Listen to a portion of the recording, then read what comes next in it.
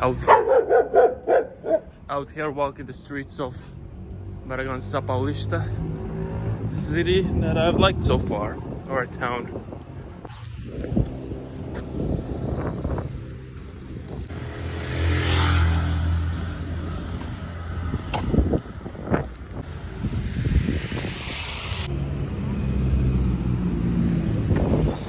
I guess it's December now.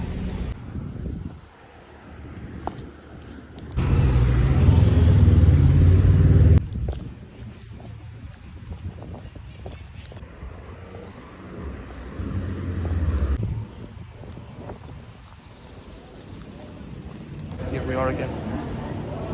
It's noon right now. On my way to Extrema on this bus.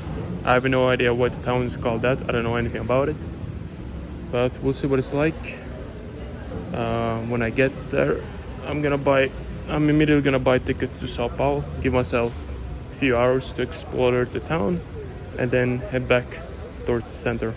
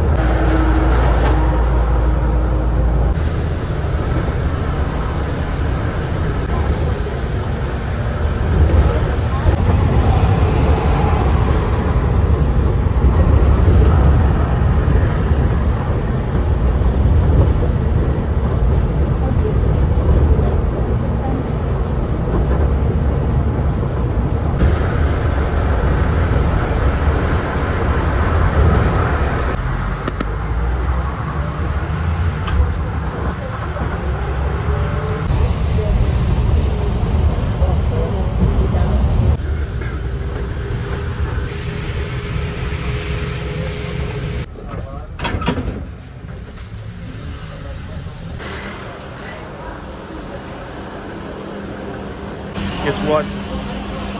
The bus to Sao Paulo is fully booked or something.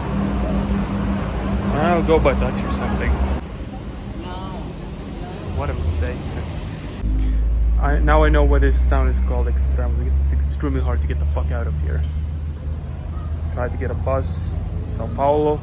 Nope. Off the other destinations, too long. Tried to order an Uber to a nearby town to try get a bus from there. Nope. Directly to Sao Paulo. Okay.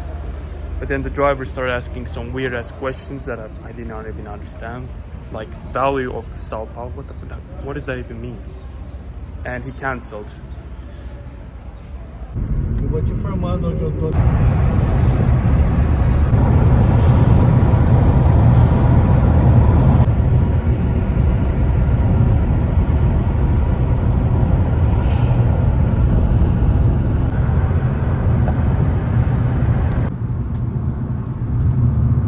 O aparelhinho dela mostrou lá bloqueado.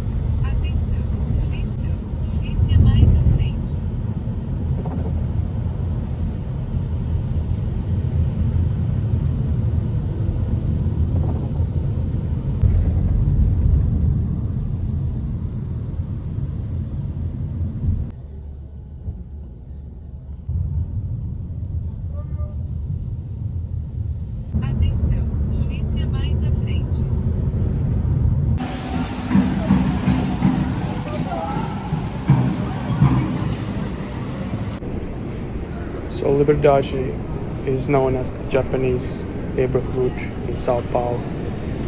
Brazil is the biggest home of Japanese people outside of Japan, and the biggest Japanese community in Brazil is here in Sao Paulo, with about 1 million Japanese people, or people with Japanese descent. You definitely see them every now and then. You see them quite often, actually. But most of the migration happened around 100 years ago, I believe. So most of them have assimilated fully into Brazilian society, intermarried, all of that. Mostly only speak Portuguese.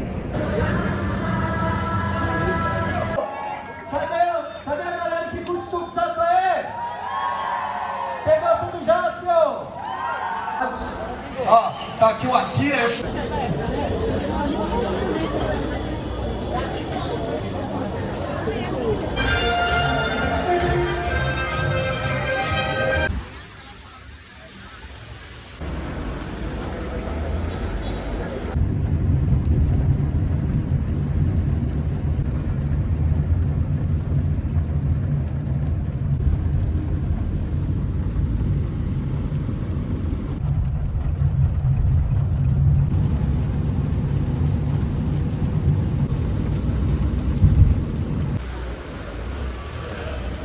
All right.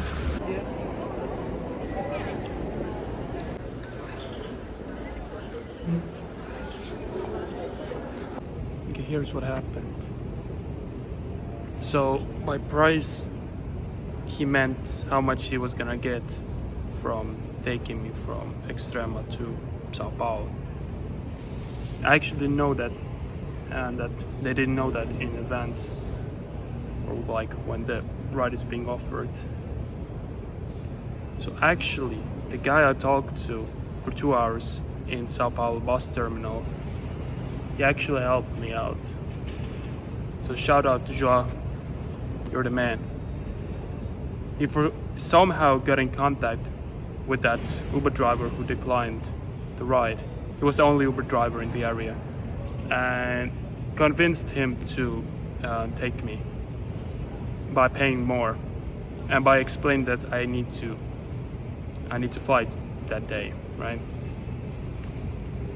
Yeah, that was amazing. As much as I enjoy doing shit on my own, sometimes you just need somebody who you can help out and who can help out yourself.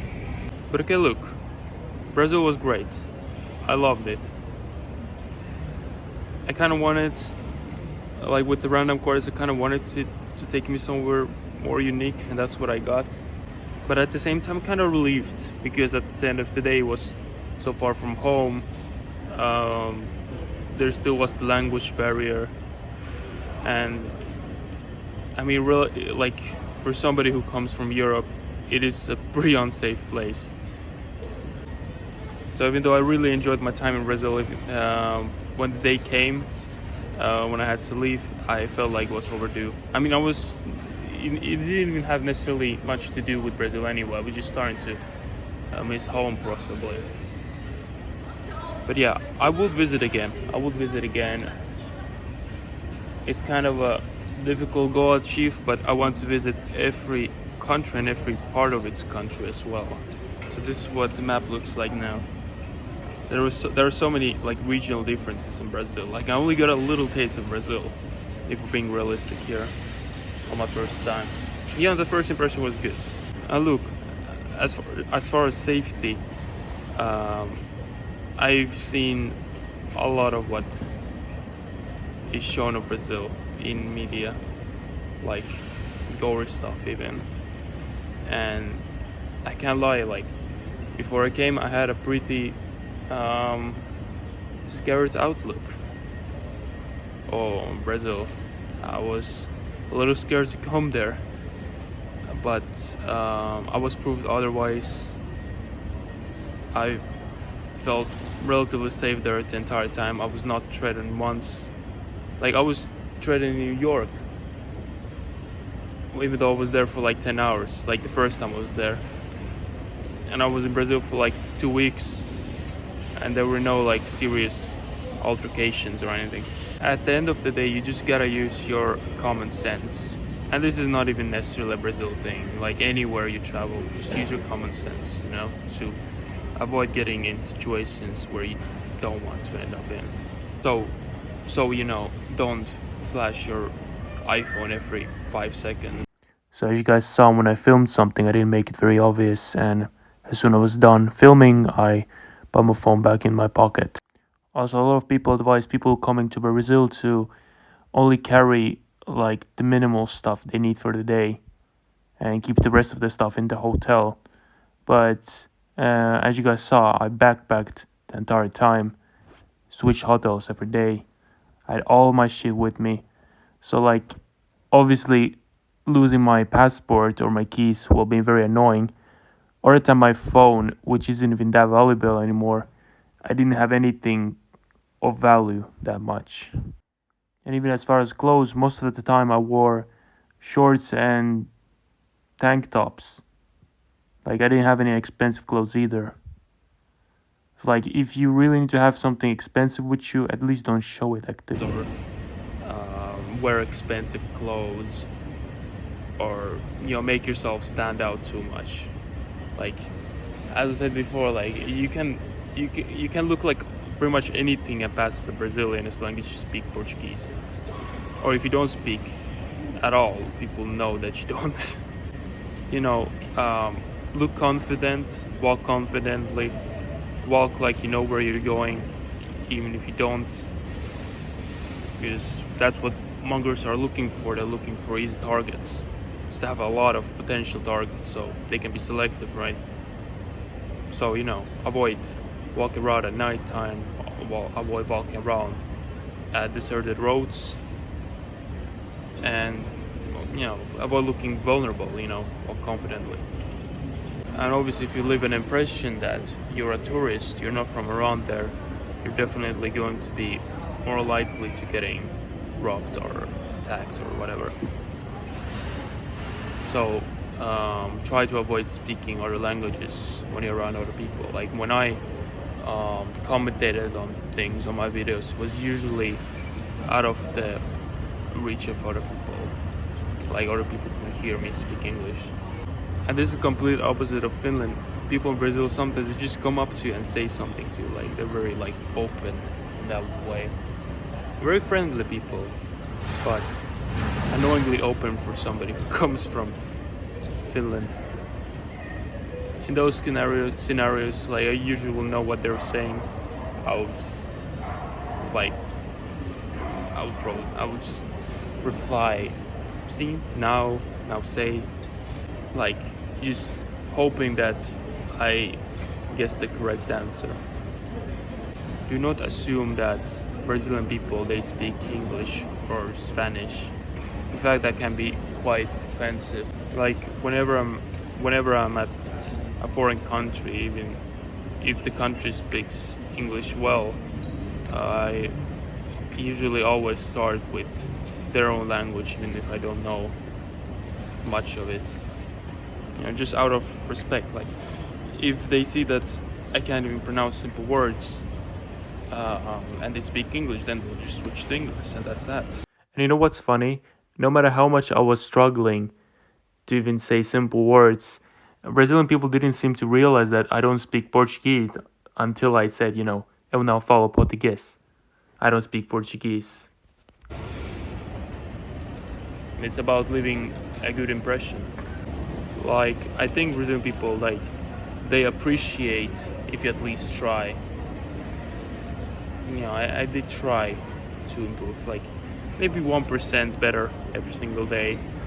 Like just doing little things, you don't have to do much. Just little things like, for example, observing how people pronounce words, especially in your own region, so it can sound more natural. If there was a simple word that you wanted to say and that you didn't know how to say, you can look up how it's said by translating it. And just not avoiding confrontation with people, just trying. But yeah, like personally, I recommend it. Great nature, cool architecture. For somebody who comes from Europe, it's definitely quite different. Very friendly people. It was nice. At least like for my interests, it worked out very well. Even though we can't just pretend that like Brazil is not a dangerous place, especially in places like Rio. Like I mean, numbers don't lie, but I still feel like they're taken a tiny bit out of proportion. Like Brazil maybe gets a little bit too bad of a rap at the end of the day. But yeah, it was great. I recommend that you just gotta have some precautions in mind, but you gotta have those precautions pretty much anywhere you travel, but especially if you travel in like Latin America. And like in social media, people usually like for example in Reddit, people usually like advise you to go to very specific areas, but at least for myself, that makes travel not fun. If you have to go to some very specific areas, you have to avoid everything else. You know, it doesn't become fun. Like you become trapped within another country, I feel like. And if you remember, I went anywhere where the random course took me. I don't think I went to like straight up favelas at any point, but I did go to quite many like rundown neighborhoods, and I felt fine there. As I said, you just gotta walk with confidence, walk there like you know you belong there, like you always did. And you, as I said, you're probably gonna pass as a Brazilian no matter how you live. Like even if you're blonde, like in Florianopolis, there were a lot of not a lot, but there were definitely blonde people in there. Like Joao, the guy who helped me out with getting my ass from Extrema to Sao Paulo, he only realized that I'm a gringo when he couldn't understand what I was trying to say in Portuguese when I was ordering food for myself. I mean, he said I look Brazilian, even though my facial features, they don't look Brazilian. Like I'm mostly Eastern European, right? But yeah, that's the thing about Brazil. Other Latin American countries too, but like it feels like especially Brazil, that ethnic diversity is just so vast. My favorite memory was either at that beach where I like truly felt like for the first time in a long time, maybe ever, I felt truly disconnected from everything. I'm just so free. Or the time I went to the fishing village of what was it called? Santa Cruz dos Navegantes, I think. I went there to a bar to watch the Brazil-Serbia game. I remember I arrived there on a ferry. I walked up to the bar and a couple guys come up to me like, "What are you doing here? What do you want?" Because they clearly, I guess, saw that I was not from around there. I was just like, beer. They're like, okay, go. You know, they took me in. You know, Brazilian people are definitely very hospitable. They made sure everything. You know, I felt like I was just one of them in there, and just cheering Brazil. It's a great game.